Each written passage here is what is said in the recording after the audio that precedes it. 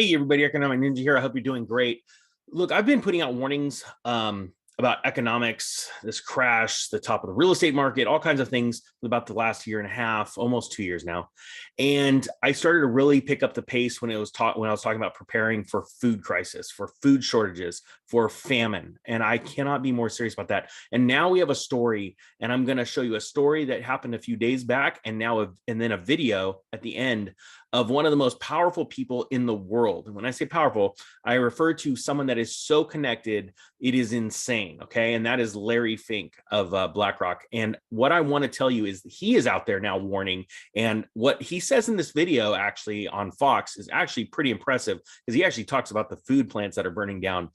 But it is a warning because people in the world that are in a certain group, a certain echelon, a level higher than everyone else are so connected, because at the snap of a finger, they can make things happen. Why? Because they are connected to people that have all of the means necessary to be able to do whatever they want to do. They have the means, they have the money. And it's very, very important that you look and pay attention to this right now. So we're going to dive into the first story real quick. And that is why Larry Fink is more worried about food prices than oil. And it's true. A lot of people are paying about oil. Now, I don't have the subscription to this, but I wanted to show you this right here. Just this headline alone tells you a lot. The story goes into where everybody's paying attention to oil, right? The prices of gasoline, right? And they always, a lot of people do attribute, because it is true, the price of oil and how it transfers to the price of gas and diesel to higher food prices, right? But the problem is, you could have high gas prices, high diesel prices, and simply decide, you know what, I'm not going to go on that vacation, or I'm going to commute with someone else to work, make those kind of decisions. When we have food crisis, food shortage, that is when people lose their minds. And I want people need to get this through their heads. When people do not have food in their bellies, they riot. And that is very, very serious. And that is what I am concerned with. Throughout recent history, it has been pretty much proven that when the cost of food hits about 40% of the average home's monthly budget, that is when people start to rise up and start to do something about it. They either protest or they riot, they start to loot, and it gets very, very ugly. Now, it's interesting because I was going through different stories, and let's see if we can pop this one up real quick here. Everybody wants their subscriptions now. The Ninja's cheap. But here, we're going to share this video, and then we're going to chat about it. So let's do this. I'm going to share this video real quick. It's only 1 minute long, and then we're going to talk about it. You need optimism from the White House point of view to the American people, because everything that's been done lately has hurt the American people and helped the rest of the world. There is a problem in food prices that could happen as interest rates go up, as there will be shortages of certain products. There's another problem that has not come to light yet, and I discussed it with Maria a few months ago, is a lot of our major factories, maybe about 20 of them, have burned down in the last 18 months or been destroyed. And nobody's really investigating what's going on in that end. The Biden administration touting lower gas prices, lower diesel prices, as we're seeing the food prices soar.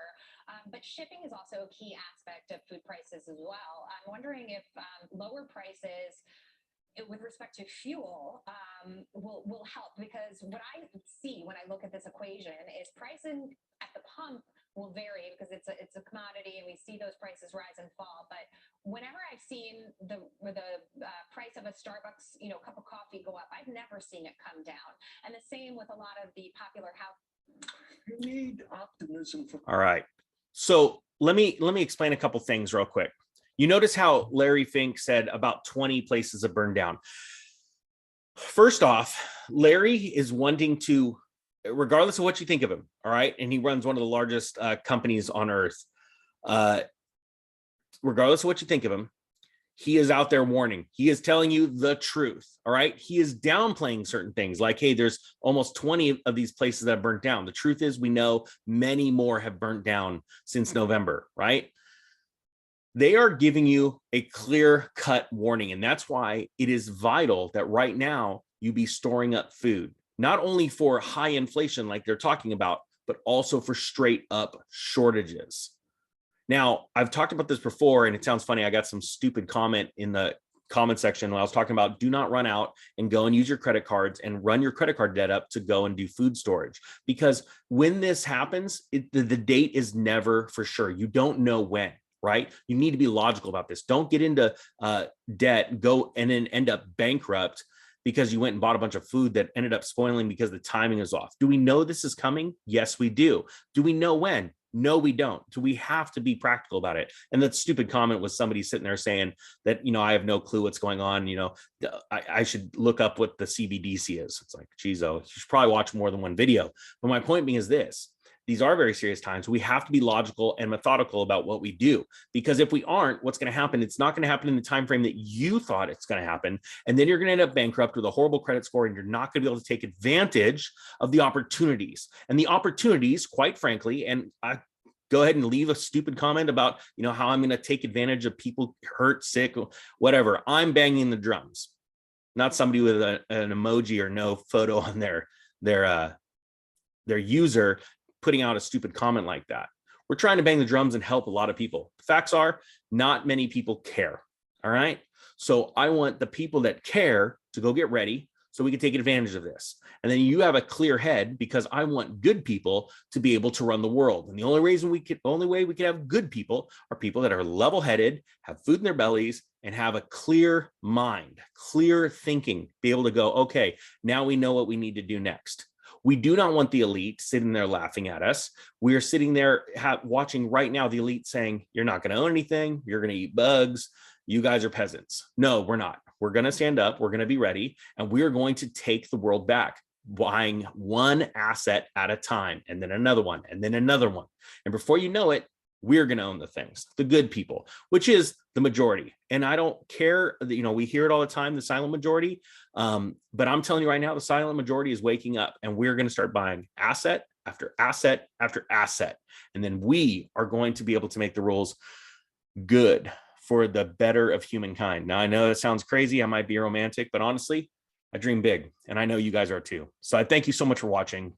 Heed the warnings, guys. Go and get some extra food, even down to getting some extra toilet paper, because you never know in this next crisis, as inflation, like Larry Fink says, keeps rising, it is going to keep getting worse. All right, guys, that being said, the Economic Ninja is out.